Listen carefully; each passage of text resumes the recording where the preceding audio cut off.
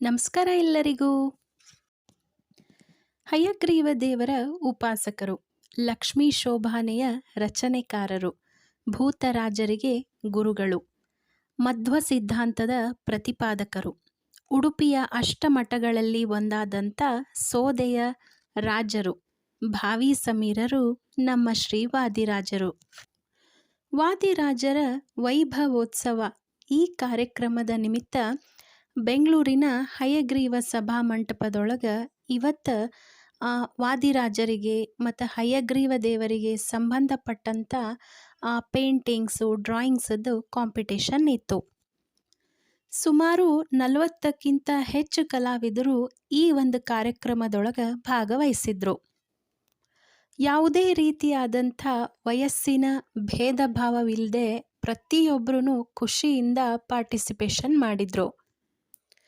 ಪ್ರತಿಯೊಬ್ಬರ ಮನಸ್ಸಿನೊಳಗೆ ಮೂಡಿದಂಥ ಕಲ್ಪನೆಗೆ ಬಣ್ಣ ತುಂಬಿ ವಾದಿರಾಜರು, ಹಯಗ್ರೀವ ದೇವರ ಮತ್ತು ಭೂತರಾಜರ ಪೇಂಟಿಂಗ್ಸು ಮತ್ತು ಡ್ರಾಯಿಂಗ್ಸನ್ನು ನೋಡಲಿಕ್ಕೆ ಎರಡು ಕಣ್ಣು ಸಾಕಾಗ್ತಿಲ್ಲ.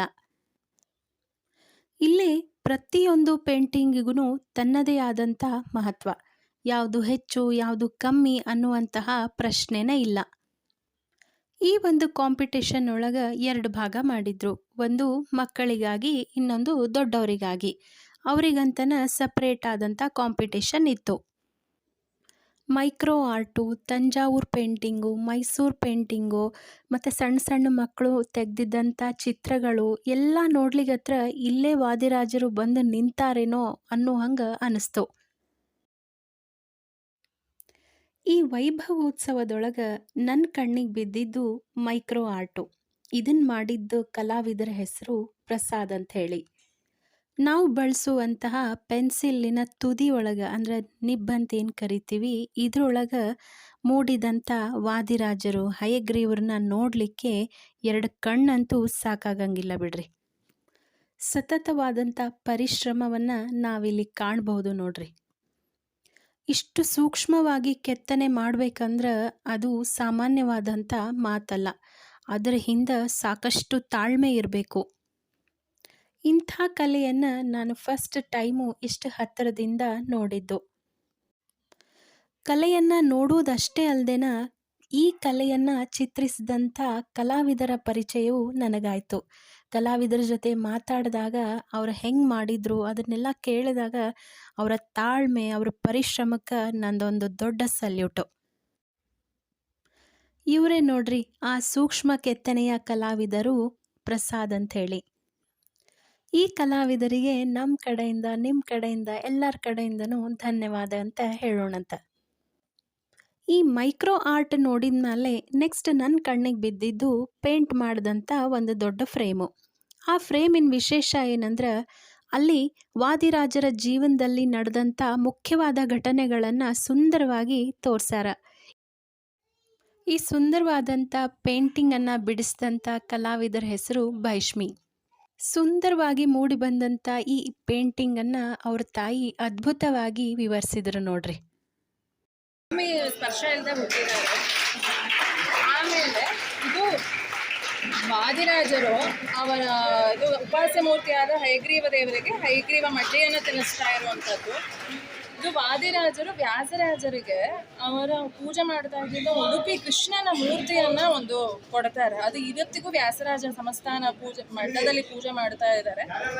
ಅದರ ಪ್ರತೀಕ ಇದು. ಮತ್ತು ಇದು ಭೂತರಾಜರು ಬದರಿಕಾಶ್ರಮದಿಂದ ತ್ರಿವಿಕ್ರಮ ದೇವರ ಗುಡಿಯನ್ನು ರಥವನ್ನು ತರ್ತಾರೆ. ಆವಾಗ ಒಂದು ರಾಕ್ಷಸ ಬರ್ತಾನಂಟ. ಅವನನ್ನು ಈ ಭೂತರಾಜರು ಒಂದು ಕಲ್ಲಿನ ರಥದ ಇದು ಚಕ್ರವನ್ನೇ ಎಸೆದುಬಿಟ್ಟು ಸಂಹಾರ ಮಾಡ್ತಾ ಇರೋವಂಥದ್ದು. ಇಲ್ಲಿ ವಾದಿರಾಜರು ತ್ರಿವಿಕ್ರಮ ದೇವರನ್ನು ಉಪಾಸನೆ ಮಾಡ್ತಾರೆ. ಅದರ ದ್ಯೋತಕವಾಗೂ ಅವರು ರುಜುಗಳು ಅಂತ ಸ್ಪಷ್ಟ ಆಗುತ್ತೆ. ಇದು ಒಂದು ಜೈನ ಮತದ ಇದು ಅವರ ಒಂದು ಇದಕ್ಕೆ ಜಾಗಕ್ಕೆ ಹೋದಾಗ ಅಲ್ಲಿ ಆ ಜಿನನ ಮೂರ್ತಿ ಅವರ ಜೈನ ಸ್ವಾಮಿಗಳ ಉಪಾಸನೆ ಮಾಡ್ತಾ ಇರುವಂಥ ಮೂರ್ತಿ, ಆ ಜಿನನ ಮೂರ್ತಿ ಪಶ್ಚಿಮ ವಿಠಲನ ತಾನಾಗಿ ಅಲ್ಲಿ ಕಾಣಿಸ್ಕೊಂಡ.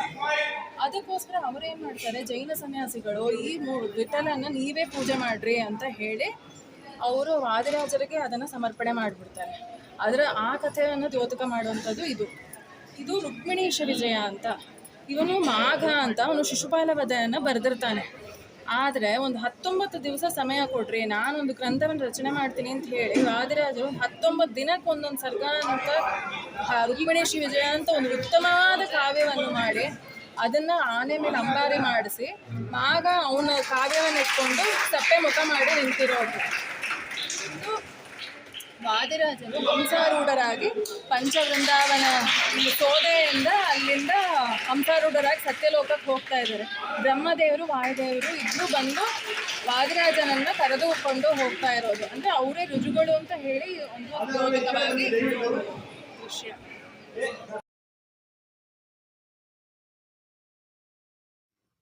ಎಷ್ಟು ಚಂದ ಎಕ್ಸ್ಪ್ಲೇನ್ ಮಾಡಿದ್ರು ನೋಡ್ರಿ. ನಮ್ಮ ಕಡೆಯಿಂದ ನಿಮ್ಮ ಕಡೆಯಿಂದ ಅವರಿಗೆ ಧನ್ಯವಾದಗಳು. ವಾದಿರಾಜರು ಸುಮಾರು 120 ವರ್ಷಗಳ ಕಾಲ ಈ ನೆಲದಲ್ಲಿ ನಡೆದಾಡಿ ಸ್ವ ಇಚ್ಛೆಯಿಂದ ದೇವಲೋಕಕ್ಕೆ ನಡೆದಂಥ ಮಹಾನ್ ಯೋಗಿಗಳು.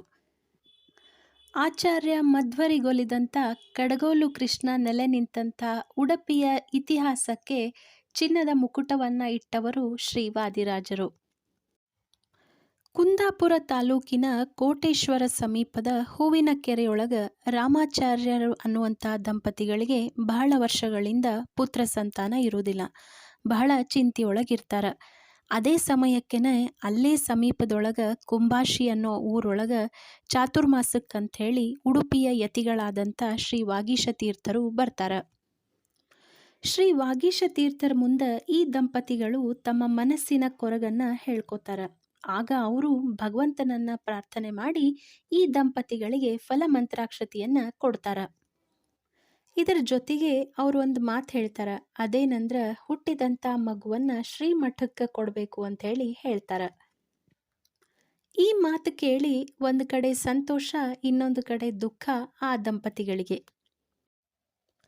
ಆಗ ಆ ದಂಪತಿಗಳ ಮನಸ್ಸಿನ ದುಗುಡವನ್ನು ಅರ್ಥಕೊಂಡಂಥ ಶ್ರೀ ವಾಗೀಶ ತೀರ್ಥರು, ಮಗು ಮನೆಯೊಳಗೆ ಹುಟ್ಟಿದ್ರೆ ನೀವಿಟ್ಕೋರಿ, ಮತ್ತು ಮಗು ಮನೆಯಿಂದ ಹೊರಗೆ ಜನಿಸಿದ್ರೆ ಮಠಕ್ಕೆ ಕೊಡ್ರಿ ಅಂತ ಹೇಳಿ ಹೇಳ್ತಾರೆ. ನಂತರದ ದಿನದೊಳಗೆ ರಾಮಾಚಾರ್ಯರು ಬಹಳ ಎಚ್ಚರಿಕೆಯಿಂದ ತಮ್ಮ ಪತ್ನಿಯನ್ನು ನೋಡ್ಕೋತಾರೆ. ಹೆರಿಗೆ ದಿನ ಹತ್ತಿರ ಬಂದಾಗ ಹೆಂಡತಿಯನ್ನು ಯಾವ ಕಾರಣಕ್ಕೂ ಮನೆಯಿಂದ ಹೊರಗೆ ಬಿಡೋದಿಲ್ಲ. ಆದ್ರೆ ವಿಧಿಯ ಸಂಕಲ್ಪ ಬೇರೆನೇ ಇರ್ತದೆ. ಮಾಘ ಶುದ್ಧ ದ್ವಾದಶಿ ದಿನ ರಾಮಾಚಾರ್ಯರು ಪಾರ್ಟಿ ಮಾಡಲಿಕ್ಕೆ ಕೂತ್ಕೊಂಡಿರ್ತಾರೆ. ಆಗ ಅವರ ಹೆಂಡತಿ ಸರಸ್ವತಿ ದೇವಿ ದ್ವಾದಶಿ ದಿನ ಗಂಡನಿಗೆ ಊಟವನ್ನು ಬಡಿಸ್ತಿರ್ತಾರೆ. ಆಗ ಮನೆಯ ಎದುರುಗಡೆ ಇರುವಂಥ ಗದ್ದೆಯೊಳಗೆ ದನ ಒಂದು ಬೆಳೆದ ಫಲವನ್ನೆಲ್ಲ ತಿನ್ಲಿಕ್ಕೆ ಬರ್ತದೆ. ಅದನ್ನು ಓಡಿಸ್ಲಿಕ್ಕೆ ಸರಸ್ವತಿ ದೇವಿ ಗದ್ದೆ ಕಡೆ ಹೋಗ್ತಾರೆ. ಅಂದ್ರೆ ಮನೆಯಿಂದ ಹೊರಗೆ ಬರ್ತಾರೆ. ಆಗ ದನನ ಓಡಿಸ್ತಾರೆ. ಅದೇ ಸಂದರ್ಭದೊಳಗೆ ಸರಸ್ವತಿ ದೇವಿಯವರಿಗೆ ಹೊಟ್ಟೆ ನೋವು ಬಂದು ಹೆರಿಗೆ ಆಗ್ತದೆ. ಗಂಡು ಮಗುವಿನ ಜನನ ಆಗ್ತದೆ. ಅಂದು ಶಾರ್ವರಿ ಸಂವತ್ಸರದ ಶುದ್ಧ ದ್ವಾದಶಿ, ಸ್ವಾತಿ ನಕ್ಷತ್ರ, ಬುಧವಾರ. ಹಿಂಗೆ ವಾದಿರಾಜರು ಜನಿಸಿದ್ರು. ಹುಟ್ಟಿದ ಮಗು ಭೂಮಿಯ ಸ್ಪರ್ಶ ಆಗಲಿಲ್ಲ.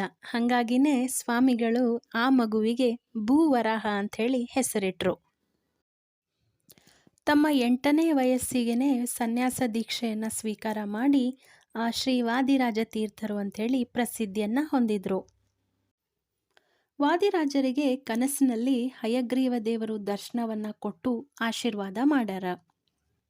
ಮಧ್ವರ ಕಾಲದಿಂದನೂ ಉಡುಪಿ ಒಳಗೆ ಪರ್ಯಾಯ 2 ತಿಂಗಳಿಗಷ್ಟೇ ಸೀಮಿತ ಇತ್ತು. ಅದನ್ನು 2 ವರ್ಷಕ್ಕೆ ವಿಸ್ತರಣೆ ಮಾಡಿದವರು ಶ್ರೀ ವಾದಿರಾಜರು. ಧರ್ಮಸ್ಥಳದ ಶ್ರೀ ಮಂಜುನಾಥನನ್ನು ಪ್ರತಿಷ್ಠಾಪನೆ ಮಾಡಿದ್ದು ಶ್ರೀ ವಾದಿರಾಜರು.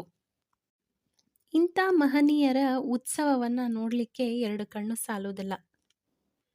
ಈ ವೈಭವದ ಉತ್ಸವದೊಳಗೆ ನಾವು ಒಂದೇ ಕಡೆನ ವಾದಿರಾಜರನ್ನ, ಹಯಗ್ರೀವ ದೇವರನ್ನ, ಭೂತರಾಜರನ್ನ, ವಾಯುದೇವರನ್ನ, ಉಡುಪಿಯ ಕೃಷ್ಣನನ್ನ, ಪೂರಿ ಜಗನ್ನಾಥನನ್ನ ಒಂದೇ ಕಡೆ ದರ್ಶನ ಮಾಡಿದ್ವಿ.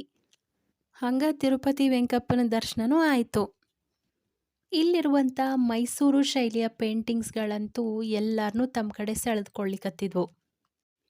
ನನ್ನ ಮನಸ್ಸಿಗೆ ಬಹಳ ಹಿಡಿಸಿದಂಥ ಪೇಂಟಿಂಗ್ ಒಳಗೆ ಯಾರೋ ಅಲ್ಲೇ ಕೂತ್ಕೊಂಡು ಸಂಧ್ಯಾ ವಂದನೆಯ ಅನೇಕ ಮಾಡ್ಲಿಕತ್ತಾರೇನೋ ಹಂಗೆ ರಿಯಲ್ ಆಗಿ ಅನಿಸ್ತು ನೋಡ್ರಿ.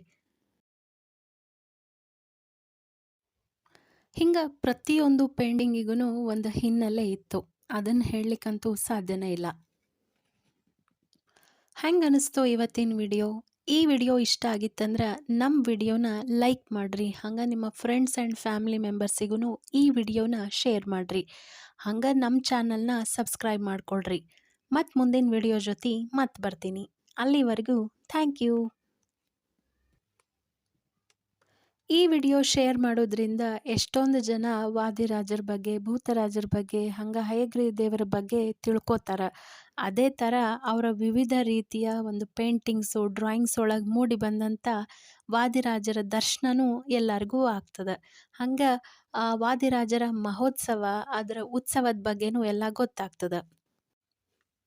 ಇಲ್ಲಿ ಸೆಲೆಕ್ಟ್ ಆಗಿರೋ ಪೇಂಟಿಂಗ್ಸನ್ನು ಹೂವಿನ ಕೆರೆ ಒಳಗೆ ನಡೆಯುವಂಥ ಉತ್ಸವದೊಳಗೆ ಪ್ರದರ್ಶನಕ್ಕಿಡ್ತಾರೆ. ನೀವ್ಯಾರಾದರೂ ಹೂವಿನ ಕೆರೆ ಉತ್ಸವಕ್ಕೆ ಹೋದ್ರೆ ತಪ್ಪದೇ ಈ ಎಲ್ಲ ಪೇಂಟಿಂಗ್ಸನ್ನು ನೋಡಿ ಬರ್ರಿ.